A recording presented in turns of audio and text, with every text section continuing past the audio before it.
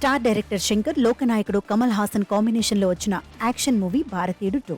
1996లో వచ్చిన భారతీయుడు సినిమాకు సీక్వెల్ గా భారతీయుడు 2 సినిమాను శంకర్ తెరకెక్కించాడు. భారతీయుడు ఫస్ట్ పార్ట్కి సీక్వెల్ గా తెరకెక్కిన భారతీయుడు 2 సినిమా బాక్సాఫీస్ దగ్గర మాత్రం ఆశించినంత స్థాయిలో విజయం సాధించలేకపోయింది.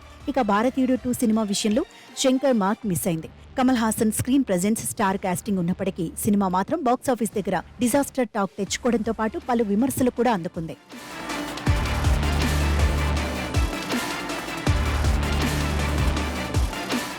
ఎన్నో అంచనాల మధ్య భారతీయుడు 2 జూలై 12న తెలుగుతో పాటు తమిళంలోనూ గ్రాండ్ రిలీజ్ అయింది. అందరి అంచనాలను తలకిందులు చేస్తూ మిక్స్డ్ టాక్ ను సొంతం చేసుకుంది.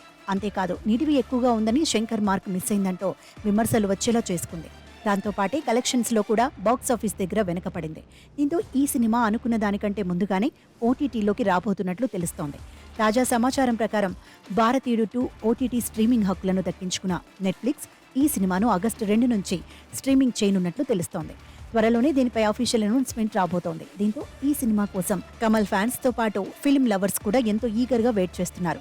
ఈ మూవీని ఓటీటీలో చూసేందుకు ఎగ్జైట్ అవుతున్నారు. ఫైనల్ గా భారతీయుడు 2 సినిమా థియేటర్స్ లో చూడని వాళ్ళు ఓటీటీలో చూసి ఎంజాయ్ చేయవచ్చు.